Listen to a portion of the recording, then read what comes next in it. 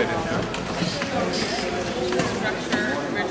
I'm going to tell you some things you'll forget about it in 2 seconds. You know, when you go on a tour and they tell you this, and then you walk out and forget about it. But it's kind of interesting. This is the fourth oldest still standing synagogue in the United States. It's the oldest still standing synagogue in New York City. This synagogue was built in 1849, and it was one of the very first Reform temples in the entire world. The congregation actually started in 1825, so it was probably one of the first 3 or 4 Reformed congregations in the world, because Reformed Judaism started in the early part of the 19th century in Germany. So the congregation was made up of German Jews. So this building reflects a lot about the history of the Jewish community here in New York, and a lot about the history of Reformed Judaism as well. So this was built in what was called the Gothic Revival style, and the name of the congregation was Anshe Chesed. That was the name of the congregation.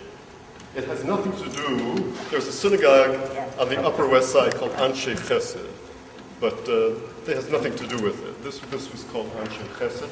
And interestingly enough, when the congregation left in 1873, it became, Al, come in. This is Al Orenson. This is called the Orenson Center for the Arts, named after Al and his world-famous brother, the artist Angel Orenson. Actually, I'm Rabbi Bert's assistant. Tell us just a little bit about it. I was telling them that. How do you get here? Here? Oh, no, we don't have enough time. Are you sure I cannot say 2 words about how you arrived here? Now this jumps way into the future. I was telling you about the past. The distant past. That's right. How distant you want? 1849 or 1890? The Russian Revolution was established for the first time here. Was it started here? Yes. We have always started big things. Trotsky came personally here twice. Like you should always go to America to fundraise, to get millions of dollars and bring them to Lenin in St. Petersburg. And thanks to our contribution, we succeeded in bringing what we brought, the Russian Revolution. Anyway, that's a footnote. And then Rabbi Bert came. It takes so much credit, just a little bit. I think a lot. Those monies were so crucial at that time. Right? Anyway, so then one day we were having here a big exhibition of a Japanese artist. And Rabbi Bert came here and we were upstairs in the balcony. And we spoke about what if we bring here a congregation. And we thought that it was a brilliant idea. And that's how the Reform came back to where it was born. Has thought that we are the first Reformed synagogue in the world. Yes, we are. So, and the Reform had been kind of suffocated by the Russians, because they were not believers, but when they were Jews, they were Orthodox. So, anyway. We're so fortunate that Al happened to walk in. Maybe we have one or two questions to ask. Number one. Somebody. What happens here besides meeting synagogue? Here? Well, we do, I think, the best weddings in New York. Martha's tour. Not about us, saying that we are the best wedding venue in New York. And I think that's good, right? Because Martha's tour is... Anyway, we do weddings, we do concerts. You just name anybody in the musical industry here. Lady Gaga. Yes, she's a singer. Anyway, So all the big musicians, Mandy Patinkin, Lydia Momorosyan, brought 15,000 people from Long Island. They have left the Lower East Side, and they were brought back here to this ruin. And then we do the weddings, the bar mitzvahs, Rabbi Percival last year, big bar mitzvahs at 8:30 in the morning. And then we do all kinds of weddings, Jewish, Orthodox, Reform, Hindu weddings, everything. And then we do literary things. We do conventions about psychoanalysis, psychiatry, about media, social media. We do everything. And we don't receive a cent from any entity, the National Endowment for the Arts, for the Humanities. We don't touch those. We are totally allergic. We are totally independent. We don't want anything with state.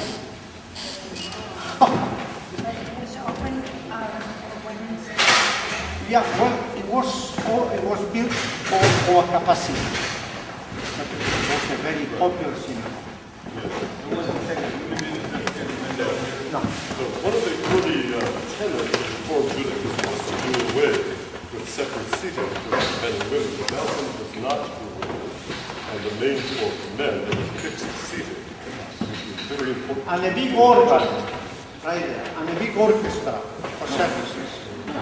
And everything in German. Yeah. Next. I'm interested in the decor, Yeah. and the painting and colors and all of that. How did that come about? The Germans did it. So this is original. Totally. Absolutely. And outside also in the entranceway is original? Yes, we painted a little bit, you know, the weather is sometimes. Next. I'm going to, so this, the ark, Yeah. this was the reform ark that they had built. Yes. Total. They put the commandments in the window, in the round window. And there was some kind of a fight.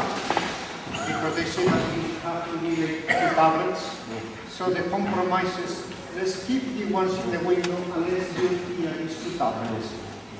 But then the Vandals in the 1970s, 60s, 70s, they took away many new things. So what happened? Who knew you can do? I'll say a little bit digressive. This is a two-man act. This Reform congregation was called Anshe Chesed. Can you speak up? I'm sorry. Excuse me.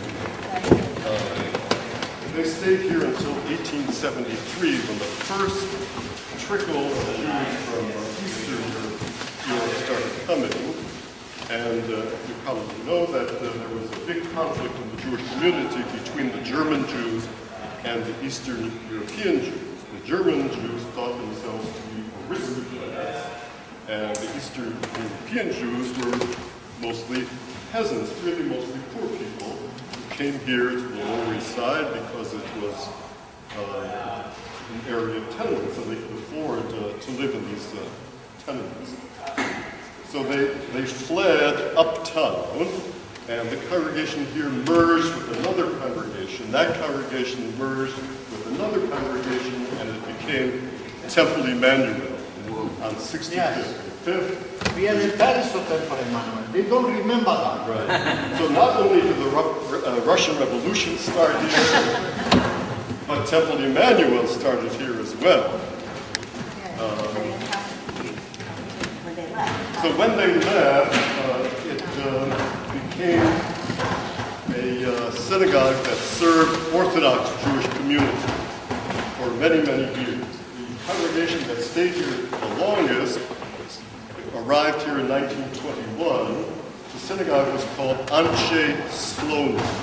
Slonim was a village in Belarus, and as you know, there was the tendency for people from the same town, the same village, the same city to stay together when they got here, and they created their synagogue. And each town had its own synagogue here. Each village had its own synagogue here. And the people who came from Slonim, this town in Belarus, created for themselves a congregation that was here called Anshe Slonim, the people of Slonim. They were here from 1921 to 1974. Do you want to mention the beginning of the Torah? Coincidence? Oh, that's very, very interesting. So we have a Torah, and we were looking for a Torah all over. So we finally were able to purchase a Torah. We had it looked at to make sure it was a kosher Torah by one of the world's leading experts in Torah text. So he's looking at it, and he said, according to the way the Torah was arranged, according to the calligraphy, that Torah came from the town of Slonim. So we brought Slonim back to this synagogue, to its home. We brought it back home again. Do we use that Torah? We use that Torah whenever we're here to conduct the service. I think that's... So, you have the study I think they need to stand... You left the study in 74? 74. 74. Okay. I think they need to stand... So in 1982, I came here to teach sociology. Sociology? What sociology? What sociologists do? There is no way to explain it. At least psychologists, they can kill you. But sociologists never kill society, right? Oh, anyway, so I have studied at the London School of Economics. I came here. Where are you from? From Spain, from Aragon, in the peninsula, Aragon. So I came here, I was given a little job at the Institute of Social Research. I was really writing.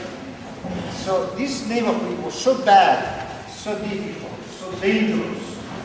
It was all cinder block, vagrant people were living inside here, making fires. They almost destroyed the whole thing. And then my brother was requested to do a sculpture in the south, in Atlanta, Georgia. And so he spent there a few months. He came to New York to see me.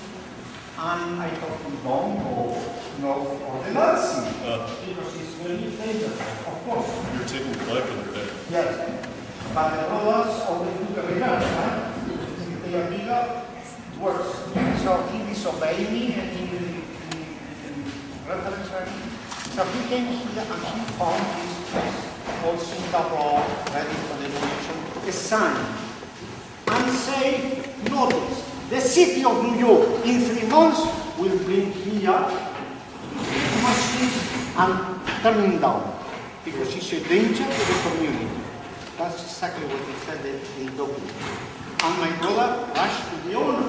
The British always have the door, they don't know. Very well safe. And we negotiated a deal. And we got into the mortgage. For the first time, in all my sociology, I didn't do mortgage and loan. So a mortgage is something like this. Like for the rest of your life. Yeah. Interest, upon interest. Very interesting. So, I learned a lot about the legal issues and fair expectations to defend the project. And we survived the mortgage. And then we have exhibition from the very beginning. Winnie Houston came to that door the moment we put down cinder blocks. Mandy Pinnikin is here to sing a Maloshen for a whole Sabbath. 15,000 people, from 9 people, the same people that have left, and so forth and so on. So one good day, Rabbi Siegel came here, and we had a Japanese exhibition, so we were talking upstairs, and we put together the idea of a congregation back here, the Reform congregation we had, Humanitas that was like 75 By God. Yes. So it's And interesting. then we continue. Okay. as Al said, it's very interesting. When the Anshe people who prized it, they left in 1974 because this was perhaps the worst neighborhood, the worst neighborhood in the city of New York. And I heard that Norfolk Street was the drug capital of New York City. People didn't come near Norfolk Street, as Al told us. The building was abandoned except for vagrants who came in and took away anything of the smallest value. All of the copper pipes, everything was raided and taken out and sold for a few dollars. So that there was a big chandelier at the center, taken, and they bought drugs for that money. So Al told you that in 1982, he and his brother discovered this and brought it back to life again. So they created this wonderful, wonderful center of culture and the arts. It's known all over the world as one of the most important cultural centers in the world. But Al has a strong feeling that it should also be a synagogue. That there is the soul of a synagogue here. Can you feel it? I feel it, I feel it. There's the soul of a synagogue.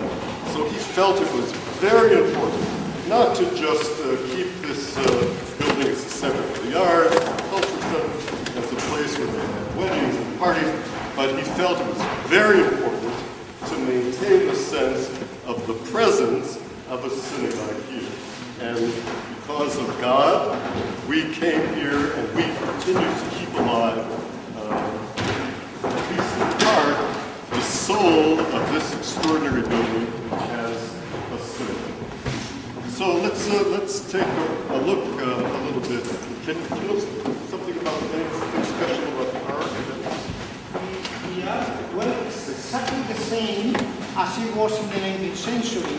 Except for Monday Piting, the Vandals have taken away the doors of the ark, right? They stole them. And they are in Washington, D.C. It's in Washington, D.C. in a collection of antique society. But we don't have time to go to Washington. I don't know where it's Washington. So, we did this for one people.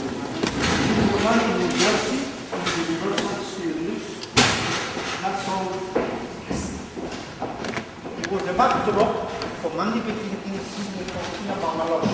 The same songs that were sung in the Lower East Side in the 1920s, 30s. Can I sing them? Yeah.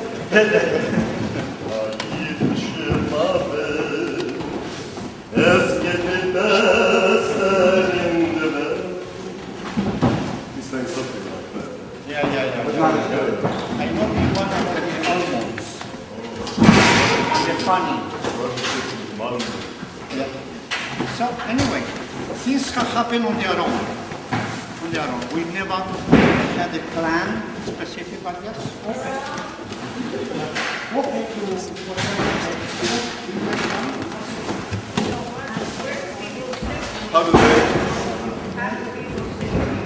How did you afford, Al, how did you afford to do the little renovations? It's mostly the way it was, but they had to do some renovations. So much was stolen. So how did you do whatever renovations were necessary? well, we have the idea. Number one, the first person to come to the church was really huge. It was in Arm Every Woman, and to report Arm Every Woman as a record. And he went through the entire world. And he made famous, if you see the movie, there are little kids dancing with arms on it. Anyway, and then we have some Mars and so forth, so it became very popular. And with the money brought by these events, we were able to restore it. Very basic, the roof for the room, and the heat and the air condition and the electricity, but not the look of the building. It has not been touched. The art is exactly as it was like 100 years ago. You see? The doors, yes, we must have means that they were done in New Jersey. Do you notice the New Jersey touch? I didn't know. Put up the So let's family come balcony. up to the bima. Let's look around. We're going to have a wedding afternoon, which I will perform. Rabbi, is this your congregation or you're a full-time employee? Right.